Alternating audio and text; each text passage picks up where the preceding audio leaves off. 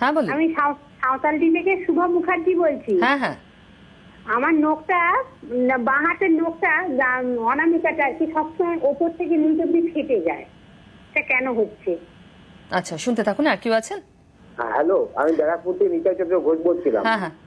আমার দু হাতের নখগুলো পুরো কালো হয়ে গেছে, আজকে 1 বছর ধরে এরকম হয়ে আছে নখগুলো। মানে আপনি কোনো ওষুধ খান? না, কোনো ওষুধ খাই না আমি। আমার নখগুলো আবার মাঝে মাঝে উঠে যায়, কেটে কেটে দিলে পুরো নখটাই উঠে যাচ্ছে। আচ্ছা, শুনতে থাকুন প্লিজ ডক্টর সরকার। নখ লম্বালম্বি যার ফেটে যাচ্ছে, কিছু কিছু নখের অসুখে, যেমন লাইচেন প্লানাস আমরা ডর্সাল টেরিজিয়াম এটা পাই, কিছু কিছু ড্যারিয়াস ডিজিজ যেখানে স্কিনে একটু অন্য জায়গায় র্যাশ পাই, লাইচেন প্লানাসের মুখের মধ্যে ঘা পাই, সেগুলো আমাদের দেখতে হবে যে ওই নখটা স্পেসিফিক্যালি কেন ফেটে যাচ্ছে। ওনার নিশ্চয়ই স্কিনের অন্যান্য আমাদের ইভ্যালুয়েশন দরকার। এটা কি আপনি ওই কালো হয়ে যাচ্ছে যার নখ, তার উত্তর দিলেন না? ওই নখটা লম্বালম্বি ফেটে যাচ্ছে। আচ্ছা, আর সব নখগুলো যেটা কালো হয়ে যাচ্ছে সেক্ষেত্রে কিছু কিছু ওষুধে যেমন হয়, আবার কিছু কিছু বিনাইন নিভাস হয়, সেগুলোতে মানে একটা ইউনিফর্ম কালো হয়ে থাকে। কিন্তু ওনার যেহেতু এটা অনেকগুলো নখে আছে বা অনেকদিন আছে, অনেক কোনো ইল ফিটিং শু পরছেন কিনা, যেটা হচ্ছে ঘষা লাগছে, ওনার হাতের নখেও তো আছে, হাতের নখও আছে বলছেন, তাহলে সেক্ষেত্রে একজন ডাক্তার দেখিয়ে নেওয়া উচিত। মানে এটা কিসের ইন্ডিকেশন হতে পারে? সবকটা নখ যদি ইনভলভ হয় তাহলে সেক্ষেত্রে যদি উনি ওষুধ কোনো খাচ্ছেন না আর কোনো রকম হাতের নখও আছে, সেক্ষেত্রে মেলানোসাইটিক নিভাস বা কোনো ফটোসেন্সিটিভিটি থাকতে পারে ওনার। আপনি একবার চেক করিয়ে নেবেন, ফেলে রাখবেন না কিন্তু।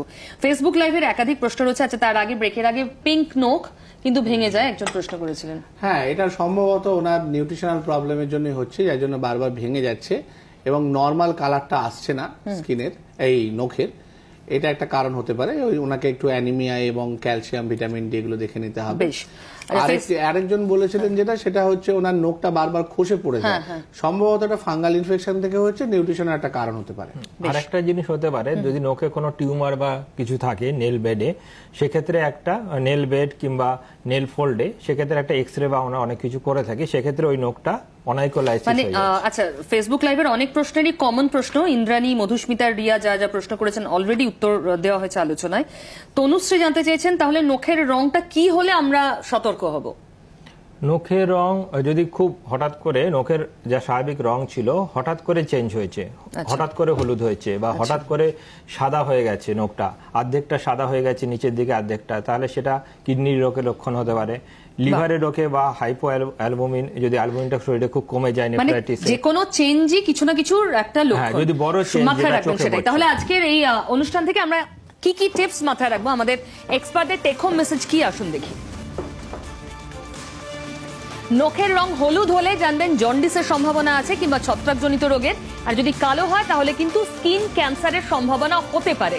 আপনাকে চেক করাতে হবে প্লিজ। তবে কালো হয়ে যাওয়া মানেই প্যানিক করবেন না। আর ডাম্বেলের মতো যদি আপনার নখ ফুলে যায়, অর্থাৎ এরকম গোল শেপের হয়ে যায় নখটা, তাহলে হার্ট, ফুসফুস এবং পেটের বড় অসুখের লক্ষণ হতে পারে। তাই নখের শেপ খুব গুরুত্বপূর্ণ, খেয়াল রাখবেন।